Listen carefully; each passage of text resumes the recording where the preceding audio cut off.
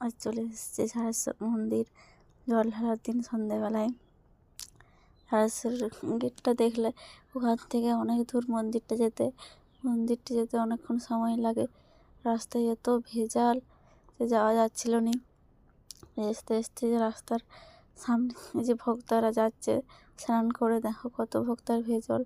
ওই আসুদ গাছের সে পাশে মন্দিরটা আছে, ওখানে কি যাব আমরা। সেই পাশে স্কুলগুলো আছে, সেখানে আমাদের বাড়ির লোক আছে, তাদের সাথে দেখা করতে যাব।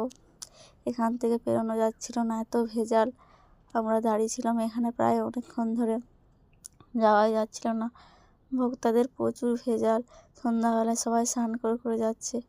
দেখো বন্ধুরা, এই টুকটুকু ছেলে মেয়েগুলো ভক্তা আছে। সন্ধ্যার সময়ও ভেজাল, দুপুরবেলায় এর থেকেও বেশি ভেজাল হয়েছিল। দুপুরবেলায় আমরা আসিনি, বটেশ্বরেই ছিলাম।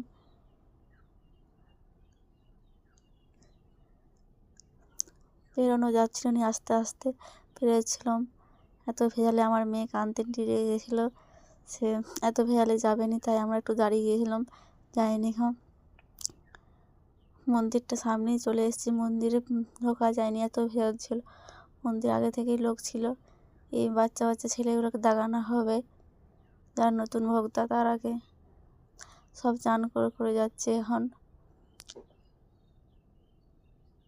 ওই যে মন্দিরটা, ঝাড়েশ্বর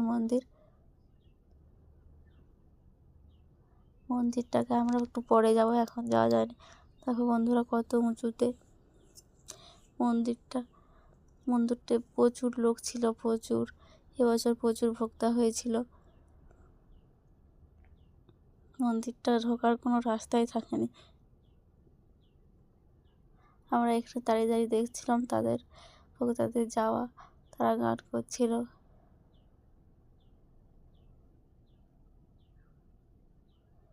ওখানে অনেকে দেখো লাইন দিয়ে দাঁড়িয়ে আছে দাগানোর জন্য। ওখানে আগুন নিয়ে দাগানো হয়, কিন্তু দাগানোর কাজকে আমরা যেতে পারিনি, তাই তোমাদেরকে দেখানো হয়নি, না হলে দেখাতাম কীভাবে দাগানো হয়। ভক্তরা নতুন যারা থাকে।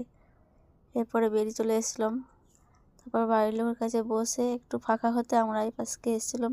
ওই যে পুকুরটা দেখতে পাচ্ছ, ওই পুকুরটা থেকে জল নিয়ে ঝাড়েশ্বরে জল ঢালা হয়, মানে শিবের মাথায় জল ঢালা হয়। আমরা ফাঁকা হতে বেরিয়েছিলাম। এখানে সন্ধ্যাবেলায় তরমুজ বিক্রি হচ্ছিল, আর আমি ঘাটের সামনে দাঁড়িয়ে দেখছিলাম। দুপুরে প্রচুর ভেজাল। আমি আগে এসতাম বিয়ের আগে জল ঢালতে, এখন আর আসা হয়নি, জল ঢালা হয়নি। বটেশ্বরে জল ঢেলে দেওয়া হয়। আমি মন্দির যাওয়ার কথা বলছিলাম, এই যে মন্দিরের পিছনটা ফাঁকা